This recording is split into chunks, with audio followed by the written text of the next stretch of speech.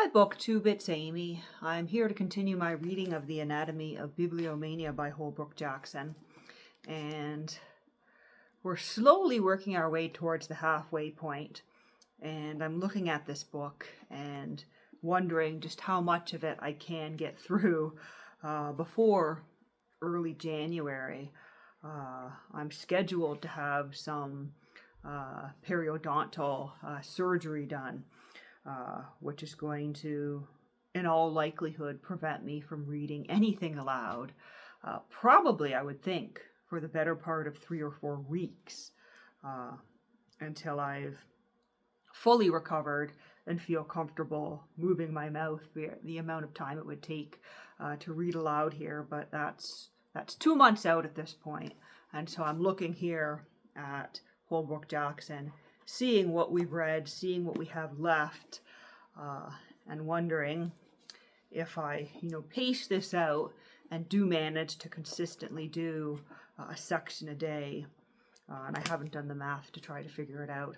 I'm wondering if this is a project I can finish before that date of my procedure in early January. Because it would be nice to kind of close the page on this project and not, sit there, or rather lie there, sit there, wishing that I could get back to it and finish it. I enjoy this so much that I would really like to finish it and not have to set it aside. But enough of that. That's 2 months in the future. We're going to read on with today's section titled Books on Battlefields. I have advanced enough instances to close my argument that books triumph over all discomforts. Yet, if more are necessary, let this chapter give them. Hither O my examples of an extraordinary kind have told mainly of discomforts.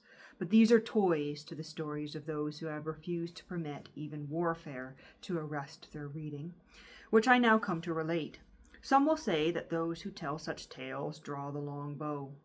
But it is a general resolve and no private opinion how Alexander carried the Iliad to the wars enshrined in a precious casket, how Julius Caesar swam with a book in one hand and a sword in the other, how Charles the Bold had with him at the Battle of Nancy his favorite cyclopedia, how Sunderland the cavalier and chivalrous lover of Saccharissa read in his tent when besieging Gloucester, how Napoleon devoured books during the lull of battles, speeding from front to front and throwing the volumes out of the window of his carriage as he finished them, so that he left behind him a trail like that of a paper chase.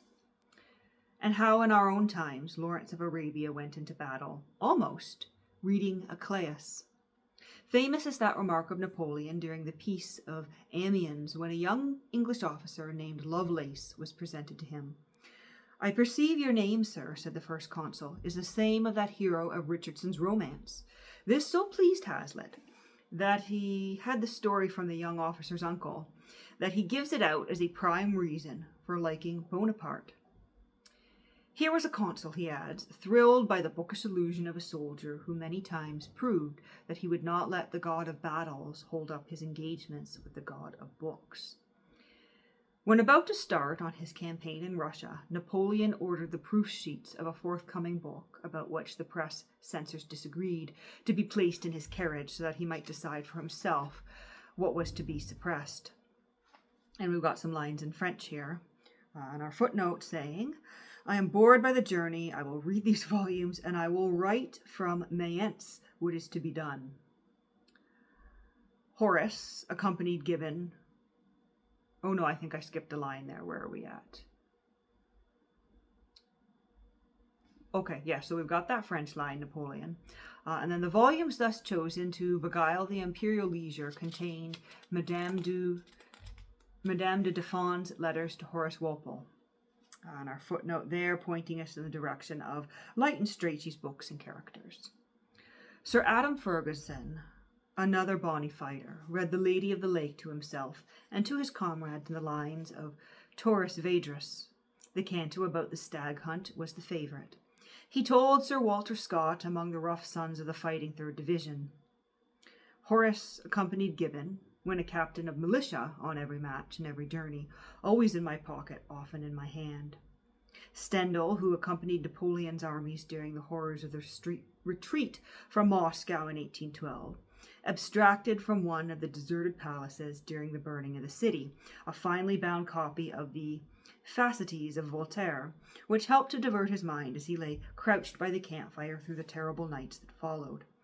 But as his companions disapproved of anyone who could smile over Akakia and the Pomian in such a situation, he found it expedient to leave the red morocco volume behind him in the snow.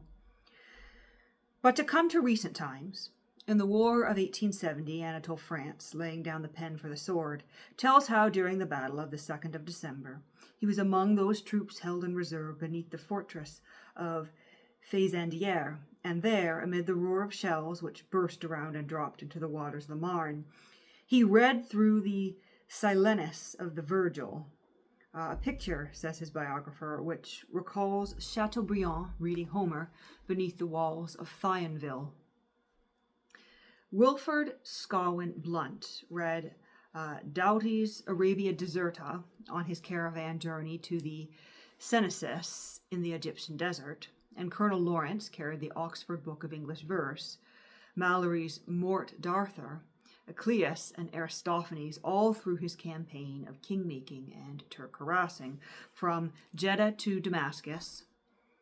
And Shelley also and Wordsworth were his desert companions, and he would read them squatted on a prayer rug in his tent, like an Arab reading the Koran, whilst the Emir Fezil, whom Lawrence made king of the Hedges, refreshed himself between battles with the Arabic poetry of his favourite, Amr el-Kais, the renowned bard who lived and sang about camels, the desert, and love before the days of Muhammad. And our footnote pointing us to With Lawrence in Arabia by Lowell Thomas.